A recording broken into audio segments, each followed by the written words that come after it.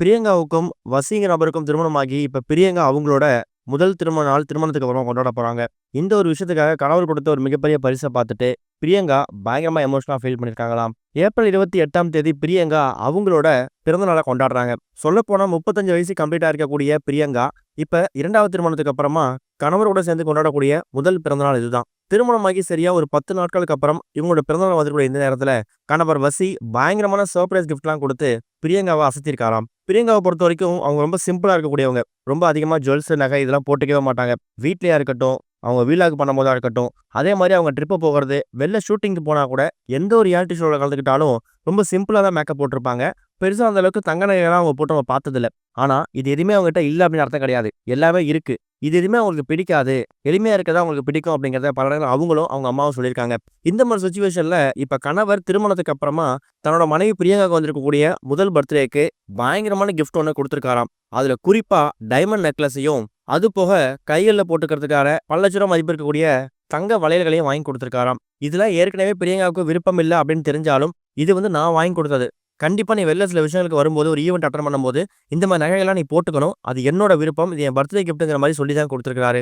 இந்த ஒரு பர்த்டே கிஃப்ட்ட பார்த்துட்டு பிரியங்கா ஒரு பக்கம், இதெல்லாம் ஒரு பக்கம் நம்ம போட்டுக்க மாட்டோமே அப்படின்னு இருந்தாலும், இன்னொரு பக்கம் தான் கணவர் வாங்கி குடுத்தது அப்படிங்கிறதுக்காக பயங்கரமா எக்ஸைட்மென்ட் ஆயிட்டாங்களாம். நெறைய பேர் எவ்வளோ கிஃப்ட் குடுத்துருக்காங்க. அது எல்லாமே தான்கிட்ட என்ன இருக்கிறது, இல்ல தான் பயன்படுத்தக்கூடிய பொருட்களா தான் இருக்கும். கணவர் வசி கொடுக்கக்கூடிய பொருள் அப்படி கிடையாது. அவங்க பயன்படுத்தாத ஒரு பொருள். அத விட முக்கியமானது அவங்க கிட்ட இதுவரைக்கும் அந்த அளவுக்கு கலெக்ஷன் இல்லாத ஜுவல்ஸா பார்த்து வாங்கி குடுத்துருக்காராம். இதுவரைக்கும் நான் பெருசா ஜுவல்ஸ்லாம் போட்டதில்ல. இனிமே நீங்க வாங்கி குடுத்தீங்க அப்படிங்கிறதுக்காக, முக்கியமான ஈவென்ட் அட்டெண்ட் பண்ணும்போது, வெளில ஃபங்ஷன் போகும்போது, இந்த ஜுவல்ஸ் எல்லாம் நான் போட்டுக்கிறேங்கிற மாதிரி தான் கணவர்கிட்ட பிரியங்காவும் சொல்லியிருக்காங்க. இது ஒரு பக்கம் இருக்க, இப்ப ரீசென்ட்டா அஜித் அவர்கள் ஃபேமிலியோட சிஎஸ்கே மேட்ச் பார்க்க வந்து நம்ம பார்த்திருப்போம். அத தொடர்ந்து இப்ப ஒட்டுமொத்த குடும்பத்தோட டெல்லிக்கு போயிருக்காரு. காரணம் என்னன்னா, அவருக்கு சில மாசம் முன்னாடி அறிவிக்கப்பட்ட பத்மபூஷன் விருது இன்னைக்கு குடியரசுத் தலைவர் கையால வழங்கப்பட போகுதாம். ஒரு வருஷமும் குடியரசு தின விழா அப்ப பத்ம விருது அறிவிக்கப்படும். அதன்படி 2025ஆம் வருஷத்துக்கான பத்ம விருது அறிவிப்ப கடந்த ஜனவரி 25ஆம் தேதி மத்திய அரசு வெளியிட்டிருந்தாங்க. அதுல 7 பேர் பத்ம விபூஷன் விருதுக்கும், 19 பேருக்கு பத்மபூஷன் விருதும் அறிவிக்கப்பட்டிருந்துச்சு. அதுல தமிழகத்தை சேர்ந்த நடிகர் அஜித்குமார், நடிகை சோபனா, நல்லி குப்புசாமி இது மாரி நெறைய பேருக்கு பத்மபூஷன் விருதுகளும் அறிவிக்கப்பட்டிருந்துச்சு.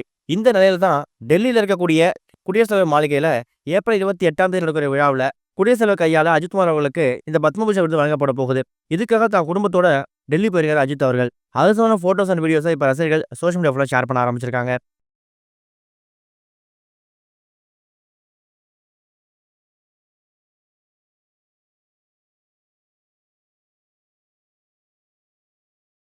இதுவரைக்கும் கனெக்டிங் டிவிக்கு சப்ஸ்கிரைப் பண்ணனா மறக்காம சப்ஸ்கிரைப் பண்ணிக்கங்க.